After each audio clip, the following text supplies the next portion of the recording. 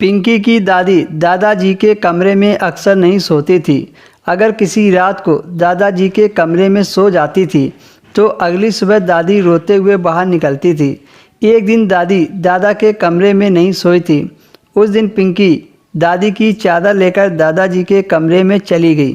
फिर जो दादा ने दादी समझकर किया वह सुनकर तो आप सभी के होश ही उड़ जाएंगे।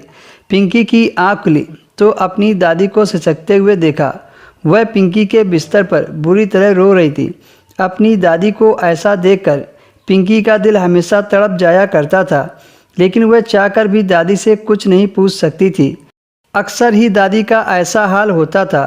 कुछ समय पहले पिंकी दादी से पूछती थी कि आखिर वह दादा के कमरे से बाहर आते ही सुबह सुबह क्यों रोती है, तो दादी कुछ नहीं बताती थी और उसे डांट देती थी।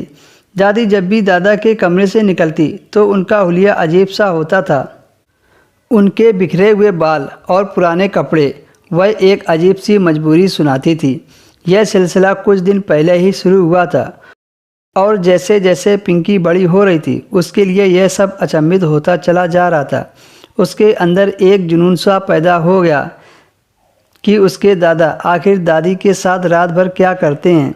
इस सवाल ने उसे बेचैन कर दिया था। अब पिंकी 17 साल की हो गई थी। अब वह बहुत सी बातें अच्छी तरह समझने लगी थी। दादी का रोता चेहरा देखकर उसे किसी मजबूरी की चेतावनी लग रही थी।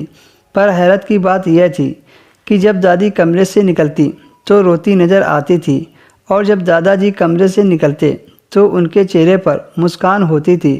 उन्हें देखकर ऐसा लगता था जैसे वह अभी जवान हो।